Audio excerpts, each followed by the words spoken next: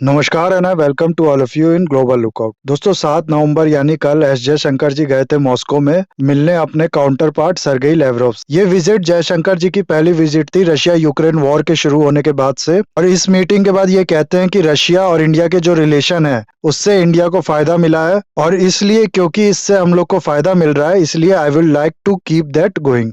ये कह के इनने, मैं कहूंगा कि जो सीएनएन की रिपोर्टर थी जिसने हरदीप सिंह पुरी जी से ये पूछा था कि कल को अगर ईयू और यूएसए प्रेशर बनाए इंडिया पे कि आप रशिया से ऑयल मत खरीदो या फिर प्राइस कैपिंग में सपोर्ट करो, तो इंडिया इसमें क्या करेगा, उसको बहुत क्लियर जवाब दे दिया है। हालांकि इसका जो जवाब है वो पुरी साहब ने भी दिया था अच्छे से। इनने कहा था कि हम लोग देखेंगे कि ये किसकी तरफ डायरेक्टेड है, लेकिन जयशंकर जी ने इसको और भी ज्यादा क्लियर कर दिया है कि क्योंकि ये हमारे इंटरेस्ट में है इसलिए हम लोग चाहेंगे कि ये चलता रहे। इसके अलावा ये जो विजिट थी एस जयशंकर जी की, ये कोई आम विजिट नहीं थी। कई लोग, कई कंट्रीज इस पे नजर रखी होंगी क्योंकि ये जो विजिट थी ये हुई है हाल में होने वाली G20 समिट से पहले, जो कि बाली इंडोनेशिया में होने वाली है। दूसरा, इंडिया जो है उसको हाल में ही एक तरीके से पोटेंशियल मीडिएटर की तरह देखा गया है कि ये जो है वो रशिया और यूक्रेन के बीच में वॉर जो है उसको खत्म करवा सकता है। तो ये दोनों जो डेवलपमेंट है वो इस विजिट को और भी ज्यादा स्पेशल बनाती हैं। कैसे, ये हम लोग आगे डिस्कस करेंगे इस वीडियो में।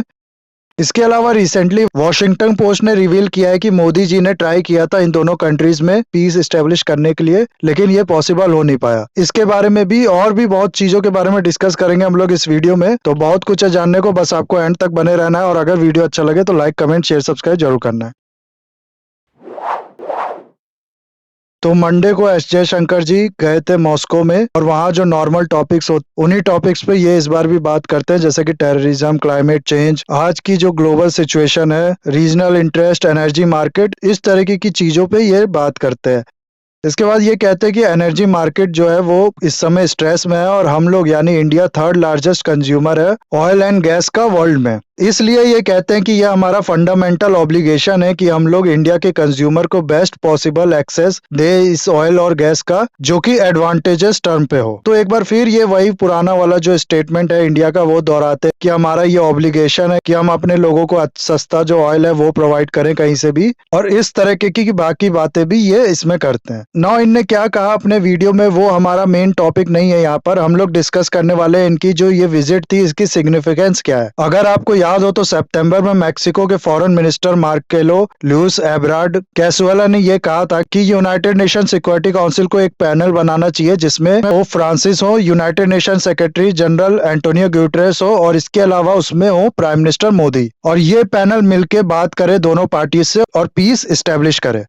और ऐसा सिर्फ मैक्सिको का नहीं, बहुत सी कंट्रीज का ऐसा मानना है कि इंडिया जो है एक पॉसिबल मीडिएटर हो सकता है जिसके अंदर पोटेंशियल है पीस एस्टेब्लिश कराने का दोनों कंट्रीज में, क्योंकि रशिया से तो इंडिया की बहुत अच्छी बनती है। उसके अलावा हम लोग ने यूक्रेन की भी काफी ज्यादा हेल्प की है इस वॉर के टाइम में।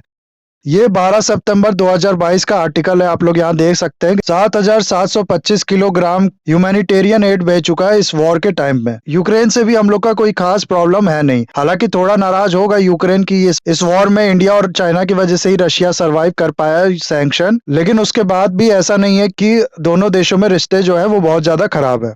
अगर आप लोग को याद हो, जहां बाकी कंट्रीज को प्रॉब्लम हो रही थी वहीं कितनी आसानी से इंडिया ने अपने जो सिटीजन है उनको वापस यूक्रेन से निकाला था ये इस वॉर के शुरू होने के बाद में। तो ये इंडिया की अच्छी डिप्लोमेसी और दोनों साइड से जो अच्छे रिलेशन अभी भी बने हुए हैं वो भी इंडिया की डिप्लोमेसी और फॉरेन पॉलिसी की सक्सेस का रिजल्ट है। नॉन अलाइनमेंट पॉलिसी को एक नया रूप दिया गया है इंडिया की तरफ से, जिसको ऑल अलाइनमेंट कहना ज्यादा सही होगा।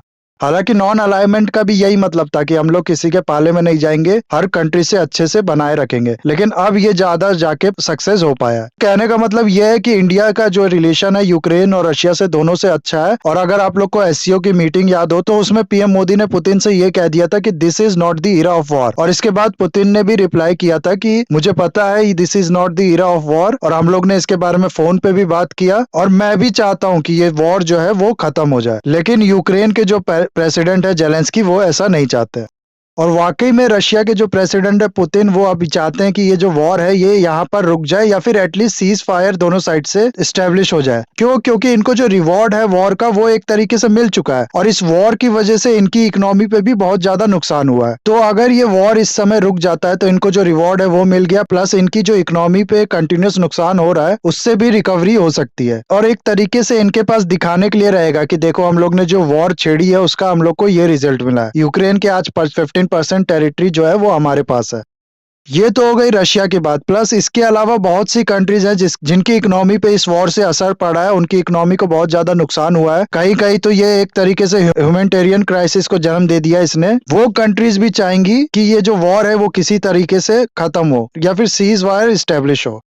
यूरोप भले ही कितना भी सैंक्शन चिल्ला ले रशिया पे, लेकिन अभी सर्दी जो है वो ढंग से शुरू हुई नहीं है और दिसंबर और जनवरी में यूरोप को भी पता है कि बहुत ज्यादा खराब हालत होने वाली है उसकी। और ऐसे में रशियन नेचुरल गैस अगर वो इंपोर्ट करने लगे तो हो सकता है इसमें उसे थोड़ा सा आसानी मिले, लेकिन सो कॉल्ड मॉरल प्रेशर है उस पे कि यूक्रेन पे रशिया ने अटैक किया है इसलिए रशिया पे सैंक्शन लगाना है, उसका नेचुरल गैस नहीं लेना है ताकि उसकी वॉर हमारे पैसों से फंड ना हो। लेकिन जैसे जैसे विंटर इज कमिंग यूरोप की जो हालत है वो हो रही है टाइट। हाल में ही नीदरलैंड जो कि वेस्ट यूरोप की कंट्री है उसने रशियन सैंक्शन पे 91 आइटम्स में वेवर दिया है। तो ये दिखा रहा है कि यूरोप जो है वो ना चाह के भी मजबूर हो जा रहा है रशिया से सामान खरीदने पे। उसकी रशिया पे जो डिपेंडेंस है वो उसे मजबूर बना रही है और बना देगी आगे भी, इसलिए वो भी चाहेगा कि ये जो वॉर है वो खत्म हो जल्दी से जल्दी। उसके अलावा यूएसए में हम लोग देख रहे हैं कि इन्फ्लेशन जो है वो बहुत ज्यादा हाई जा रहा है। गैस के बढ़ते हुए प्राइस जो है वो बाइडेन पे भी प्रेशर डाल रहे हैं और उनकी इमेज भी खराब कर रहे हैं। इसलिए यूएसए जो है वो भी अब कह रहा है जेलेंस्की को कि आप भी जो बातचीत है वो रशिया से वो करना बंद मत करो। पीस एस्टेब्लिश करने के लिए जो बातचीत है वो आगे करते रहो। यहाँ आप लोग देख सकते हैं वॉशिंगटन पोस्ट का ये आर्टिकल है, इसमें लिखा है USA privately ask Ukraine to show its open negotiation with Russia. Now मैं चाहता हूं कि इसके नीचे क्या लिखा है ये पढ़ो आप लोग। यहाँ लिखा है कि यूएसए जो है वो इसलिए नहीं फोर्स कर रहा है जेलेंस्की को कि वो बात करे रशिया से ताकि इससे पीस एस्टेब्लिश हो सके, बल्कि इसलिए फोर्स कर रहा है ताकि सब लोग यूक्रेन को मॉरली गलत ना समझने लगे। दरअसल जैसा कि मैंने आप लोग को बताया एससीओ मीटिंग में पुतिन जो है उनने कहा था कि हम लोग चाहते हैं पीस एस्टेब्लिश हो, लेकिन यूक्रेन के प्रेसिडेंट ऐसा नहीं चाहते हैं। उसके बाद ये बताया मैंने आप लोग को कि कैसे ये सारी कंट्रीज जो है ये परेशान है कि किसी भी तरह से पीस एस्टेब्लिश हो ताकि हम लोग की जो इकोनॉमी है वो दोबारा रिवाइव हो। ऐसे में इन कंट्रीज के पास सिग्नल ये जा रहा है कि रशिया जो है वो तो चाहता है कि पीस एस्टेब्लिश हो, लेकिन यूक्रेन अब ऐसा नहीं चाह रहा है। और ऐसा यूक्रेन तब कर रहा है जब उसके खुद के लोगों की हालत खराब है उसकी कंट्री में, प्लस उसके वॉर की वजह से पूरे वर्ल्ड की इकोनॉमी पे बहुत बुरा असर पड़ा है। कई लोग जो पॉवर्टी लाइन है उससे नीचे चले गए हैं, कहीं कहीं ह्यूमैनिटेरियन क्राइसिस, फूड क्राइसिस ये सब तक खड़ा हो गया है। इसीलिए यूएसए कह रहा है कि तुम बातचीत चालू रखो, ये मैसेज मत जाने दो लोगों तक कि तुम चाहते नहीं हो कि पीस हो। और इसी आर्टिकल में आप लोग नीचे जाओगे ना तो यहाँ एक शॉकिंग रिविलेशन किया गया है। इसमें कहा गया कि मोदी जी जो है इनने कोशिश की थी दोनों कंट्री से बातचीत करने के लिए कि हम लोग इसमें अपनी असिस्टेंट दे सकते हैं, लेकिन जेलेंस्की ने इस प्रपोजल को स्पर्ट कर दिया। जेलेंस्की ने कहा कि यूक्रेन यानी कि हम लोग भी पीसफुल सेटलमेंट चाहते हैं, लेकिन पुतिन से हम लोग कोई सेटलमेंट नहीं करेंगे।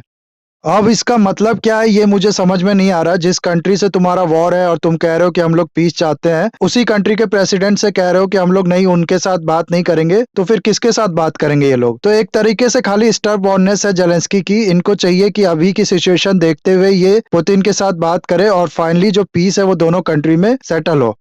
इंडिया भी उसका ये जो रोल है वो प्ले करने में काफी इच्छुक है, क्योंकि यूनाइटेड नेशन सिक्योरिटी काउंसिल में उसकी जो परमानेंट सीट के लिए डिमांड है, उसका जो क्लेम है वो इससे मजबूत होगा।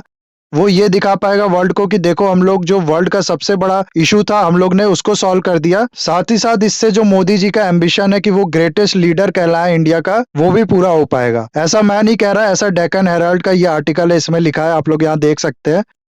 इसलिए कहा जा रहा है कि ये जो मीटिंग है ये काफी ज्यादा सिग्निफिकेंस रखती है, क्योंकि एक तो इंडिया ने साफ दिखा दिया कि हम लोग रशिया के साथ अपना जो एंगेजमेंट है वो करते रहेंगे और डीपली एंगेज करेंगे अपने बेनिफिट के अनुसार। दूसरा ये मैसेज दे रहा है इंडिया कि हमारी तो रशिया से अच्छी बन रही है, लेकिन अगर आप चाहते हो कि पीस हो तो हम लोग इसके लिए मेडिएट कर सकते हैं, क्योंकि यूक्रेन से भी हमारी बनती है। इसके अलावा एक और चीज और है कि अभी 15-16 नवंबर को होने वाली है G20 समिट बाली इंडोनेशिया में। और इसमें जो बिडेन और पुतिन दोनों जाएंगे और ये लोग आमने सामने होंगे। और उसमें ये भी अनुमान लगाया जा रहा है कि दोनों पुतिन और बाइडेन हो सकता है एक बायलैटरल मीटिंग भी करें इस वॉर से या फिर अमेरिकन प्रिजनर्स ऑफ वॉर जो है उनसे रिलेटेड इशू पे। तो एक तरीके से इंडिया का रशिया में जाना और G20 समिट से ठीक पहले जाना, जिस समिट में पुतिन भी जाएंगे और बाकी कंट्रीज के भी लीडर वहां पर होंगे, ये एक तरीके से सिग्नल करता है कि ये जो आइसोलेशन करने का प्लान था वेस्टर्न कंट्रीज का रशिया को, ये पॉसिबल तो हो नहीं पाया, बल्कि अब दोबारा से सब कुछ नॉर्मल होता जा रहा है और ये जो डिप्लोमेटिक वॉर वो कहीं ना कहीं रशिया जो है वो जीत चुका है। और उल्टा यूक्रेन हो सकता है आने वाले टाइम में अकेला पड़ जाए, क्योंकि एशिया के दो बड़े जाइंट इंडिया और चाइना ये खड़े हैं रशिया के साथ, अफ्रीका जो है वो खड़ा है रशिया के साथ, यूरोप जैसा कि मैंने बताया कि विंटर आ रहा है तो फिर उसके बाद हो सकता है मजबूरी में उसको अपना ये जो सैंक्शन है उसको कम करना पड़े, उसको खत्म करना पड़े या फिर उसको कम करना पड़े। प्लस यूएसए में जो पर्सनल इशू है वहां का कि इन्फ्लेशन बहुत तेजी से बढ़ रहा है और नेक्स्ट इलेक्शन जो है उस पर असर पड़ सकता है इसका, ये सब जो है वो मजबूर कर देंगी सारी कंट्रीज को दोबारा सब कुछ भुला के रशिया के साथ इंगेज करने के लिए। बाकी तो ये देखना होगा कि आगे ये जो बायलैटरल मीटिंग होती है भी कि नहीं इन दोनों लीडर्स में, बाइडेन और पुतिन में। इंडिया के लिए मैं ये कहूंगा कि इस पूरे इवेंट से इंडिया को ये सीखना चाहिए कि हमारी जो एनर्जी को लेकर डिपेंडेंस है दूसरी कंट्री में, उसकी वजह से कितना ज्यादा हम लोग वल्नरेबल हैं। इंडिया जो है वो जैसा कि मैंने आपको बताया third largest oil consuming country है, plus third largest oil importing country भी है। प्लस ये चीज जो है हर साल 3 से 4% तक बढ़ती ही जा रही है। 2020-21 में इंडिया ने 196.5 मिलियन टन ऑयल इंपोर्ट किया और 2021-22 में 212.2 मिलियन टन इंपोर्ट किया। इस साल बताया जा रहा है कि टोटल हम लोग 200 बिलियन तक खर्चा करेंगे अपने ऑयल इंपोर्ट के लिए, जो कि लास्ट ईयर था लगभग $120 बिलियन। और ये तब हो रहा है जब रशिया जो है वो हम लोग को डिस्काउंट रेट पे अपना ऑयल दे रहा है। तो आप लोग देख सकते हो कि सीधे हम लोग को 70 से 80 बिलियन एक्स्ट्रा खर्चा करना पड़ रहा है इस साल इस वॉर की वजह से। इसलिए गवर्नमेंट को चाहिए कि ये जो हम लोग का ऑयल का डिपेंडेंस है दूसरी कंट्रीज पे उसको कम करे और इसका जो अल्टरनेटिव है वो ढूंढे, और इस लाइन में काम कर भी रही है गवर्नमेंट। रिसेंटली अक्टूबर में 26 नए oil and natural gas exploration area की बिडिंग की गई थी। यहाँ पर इन्वाइट किया गया था प्राइवेट सेक्टर को कि आप लोग यहाँ पर आओ और एक्सप्लोरेशन करो और देखो कि इसमें ऑयल या फिर नेचुरल गैस निकलता है कि नहीं। इसके अलावा गवर्नमेंट का टारगेट था कि 2025 तक 20% इथेनॉल ब्लेंडिंग किया जाएगा पेट्रोल, लेकिन अब ये जो टाइमलाइन है इसको बढ़ा के 2030 कर दिया गया है। इसके अलावा और भी प्रोग्राम जैसे कि ऊर्जा संगम, हेल्थ पॉलिसी, नेल पॉलिसी, ये सब गवर्नमेंट ने इंट्रोड्यूस किया है इस लाइन में अपनी जो डिपेंडेंस है उसको कम करने के लिए दूसरी कंट्रीज पे। लेकिन जैसा कि मैंने बोला कि अभी ये जो स्टेप है ये सफिशिएंट नहीं है और इस लाइन में और एक्सटेंसिवली काम करना पड़ेगा। इन सब स्टेप्स के अलावा इंडिया को जरूरत है कि जो फॉरेन में उसके एसेट्स है एक्सप्लोरेशन और प्रोडक्शन में उसको बढ़ाए, जैसे कि चाइना करता है। तो ये था पूरा वीडियो गाइस। आई होप ये वीडियो आपको अच्छा लगा होगा। इसे लाइक, कमेंट, शेयर, सब्सक्राइब जरूर कीजिएगा। That's all, have a nice day, take care.